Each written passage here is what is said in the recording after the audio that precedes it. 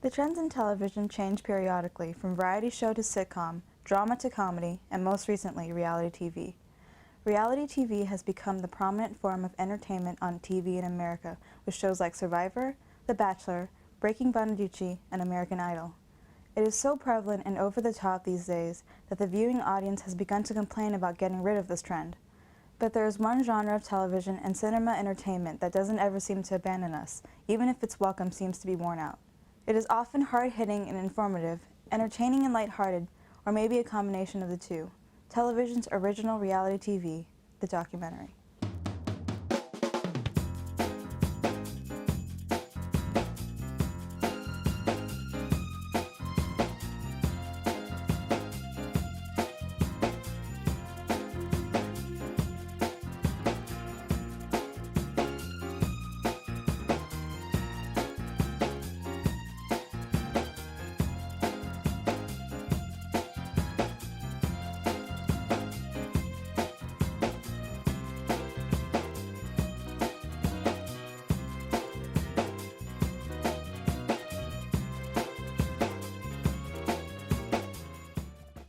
Documentaries emerged as a distinct movie genre in the early 1900s. The earliest moving pictures were, in essence, documentaries. These early films captured events, a train docking in a station or a factory of people getting off from work. In a 1926 review, John Grierson, an early filmmaker and critic, was the first to refer to a work as a documentary. The word documentary has come to mean reality, or a document of reality. The intent was to remain unbiased and present the facts. The number one word I think of when I think of documentary is reality. So you're trying to, as closely as possible, accurately capture reality.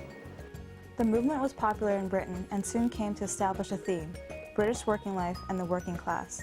The Drifters and industrial Britain are early examples of this movement. When World War II erupted, propaganda films became very prolific. These documentaries with a twist rallied people into patriotism. One of the most notorious propaganda films, Leni Riefenstahl's Triumph of the Will, depicted German leader Adolf Hitler as a larger-than-life figure who was ready to lead his country to absolute victory. American Frank Capra re-edited much of Riefenstahl's Triumph into the Why We Fight series. These propaganda newsreels encouraged the war effort at home and caused Hitler to look like an evil tyrant in the eyes of the American people. Today, documentarians like Michael Moore have brought mainstream success to the genre. 2004's Fahrenheit 9/11 tops the list of the highest-grossing documentary in history with $119.2 million, making it the first to achieve mainstream success. Other Michael Moore films, including 2002's Bowling for Columbine and 1989's Roger and Me, have helped launch documentaries into a mainstream light. In 2006, former Vice President Al Gore released An Inconvenient Truth, a documentary about global warming, which topped the chart at number 3, grossing $23.8 million. In all of this time, 650,000 years, the CO2 level has never gone above 300 parts per million. Now, as I said, they can also measure temperature. Here's what the temperature has been on our Earth. Now, one thing that kind of jumps out at you is, well, let me put it this way. If my classmate from the 6th grade that talked about Africa and South America were here, he would say, did they ever fit together? Most ridiculous thing I've ever heard. But they did, of course. And the relationship is actually very complicated, but there is one relationship that is far more powerful than all the others, and it is this. When there is more carbon dioxide, the temperature gets warmer because it traps more heat from the sun inside. In the parts of the United States that contain the modern cities of Cleveland, Detroit, New York, in the northern tier, this is the difference between a nice day and having a mile of ice over your head. These are, however, the exception. In many cases, documentaries remain on TV or never even get off the ground. I think one of the unfortunate things about documentaries is it's really hard to make a living at it. So you don't see a lot of people doing it unless they're truly committed to something that they're trying to say or something they portray. Alex Munoz, a Miami-Dade College student documentarian, is trying his hand at a successful documentary. I'm doing a documentary about students that go to school and work at the same time.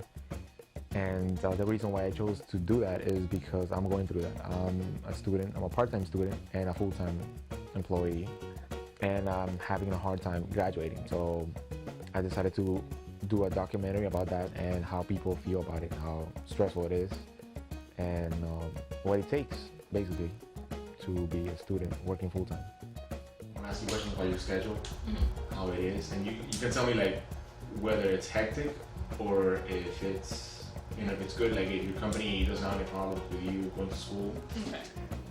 I think there are two ways to create a documentary. Either you can start with a script and then shoot for that script, or you can approach, say, an event, capture all you can about that event, and then go back, look at it, and write your script. So we do have an idea of what we want to cover, and we write questions of what we want to ask, and we define the topics that we want to cover, and then we proceed to, do interviews, collect B-roll, collect stock footage, historical footage, etc. And once we have all of that, then we bring that into the editing studio and we write our script. To make a documentary, you need to sit down by yourself. You need to write down stuff. You need to jot it down and put exactly what you want and the result and visualize it exactly how you want it, so that by the time you start shooting, you already have an idea in your head. If we start with an interesting subject matter, I think that the main point to achieve a product of quality is probably the script, how you structure and organize your ideas, how you tell the people the story to make it engaging, to make it interesting. Now, in the case of other documentaries that were scripted, it usually involves a producer who's going to ask questions of interviewees, and then based on that, find footage that goes with their responses, and to elaborate and to create the effect of what they're saying.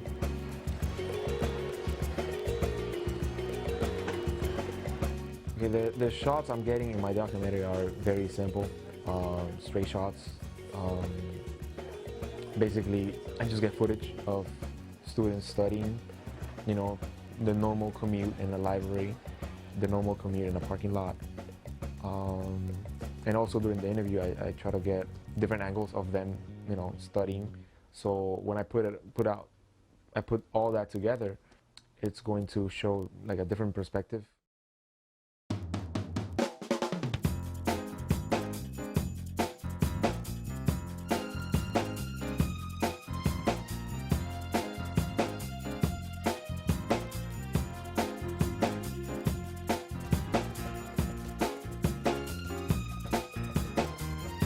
Editing a documentary is like editing many things. It's a multi-layered, multi-phase process. By that, what I mean is that you don't try to construct a finished version of your documentary from the get-go. You try to slowly give shape to the documentary from a rough way to a less rough, and you progress through a series of stages whereby you refine your editing.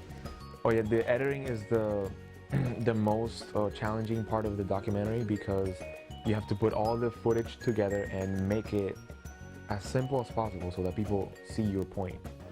I think there are two keys here, and one of them is organization, and the other one is the ability to edit, to put things together to see how they'll gel. And right now what I'm doing is creating the slate, creating the basic stuff, bars, music.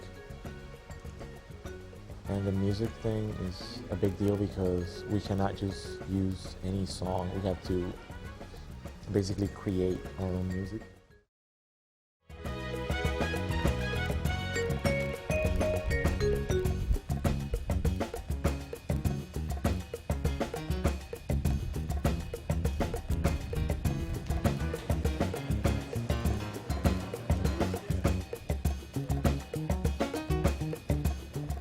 My name is Sophie. I go to Miami-Dade and I am majoring in music business.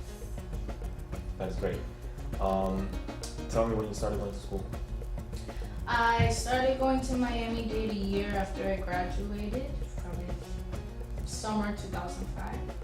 Yeah, you say your name. Hi, I'm Alex. My major is broadcasting, and I go to Miami Dade. That would be me, but you're not gonna say Alex. You're gonna say then when you see the light blinking, that's me. So I'll give me like 2 seconds, and then you start talking. And then you stop whenever you want. You control me, I don't control you. You have to watch all my footage and then separate it. Write down time slots and write down particular words or particular sentences that I want to emphasize. Because some people have said something that has made an impact in me. So hopefully it will make an impact in the person that watches it. You have people that are artistic that would like to just express or capture an event. And on the other hand, you'll have people that generally might be involved in trying to change the world in some way, trying to bring about something positive with their work. What I want you to do is just, be yourself. No fancy talk, just be yourself, the same tone that you used to talk to your friends about, and then just introduce yourself. If 10 people were to film a documentary about the same thing, we would get 10 different documentaries because not everybody sees a thing the same way. And it's interesting, how you're gonna see different perspectives. And basically the documentary is that opinion shown to the rest of the world.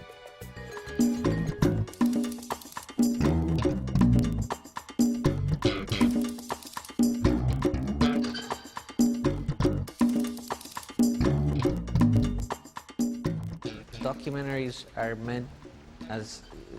meant to tell a truth or prove a reality or document a reality. That's the word where it comes from, documentary. It's supposed to be a document of truth, but at the same time documentaries are meant to entertain. So there is some storytelling involved there. Generally with a documentary, you're either trying to show something, like an event, or you're trying to explain something, maybe a viewpoint. They came by the thousands, then by the millions, thrust toward these shores by a promise, perhaps a dream. They had heard there was nothing you couldn't do, no dream you couldn't aspire to, that this emerging giant of a nation indeed wanted their strengths, their allegiance, and finally, their love. More than ever before, documentaries are going through a renaissance. A lot of them are out there with the intention of doing a lot of good. People are more interested in watching and making and partaking in a documentary. So that's something I'd like to see, is documentaries elevated to a point where they're more appreciated, that more of them are seen. Making a documentary is they're very fun because you get to know different people, you get to know different people's ideas, and you get to know a person better. You might see a different side of that person that you hadn't seen before. this is an exciting time for us people who work in this medium to be making documentaries, because more than ever before, there's a lot of enthusiasm, a lot of interest in this field. It's been great, and I plan on doing it in the future. So. I don't go to clubs or anything just because I need to go to school. I want to get my bachelor's. I want to go to law school, and I want my career. And if having no friends, or just not experiencing life, the college life of kids say, then it takes, then that is what I'm going to do. Going to work and going to school is not the easiest thing. I work 9 to 6 Monday through Friday, and then I have to go to school at night. And I take online classes as well, because not every class I need is available at a time I can take it at. Good thing my boss is pretty flexible, but it's hard. Traffic stresses me out. By the time I get to school, I just don't want to be there. Work in the mornings from like 5 to 11 in the morning.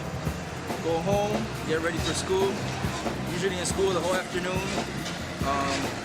Really busy, especially this semester. Currently taking 13 credits.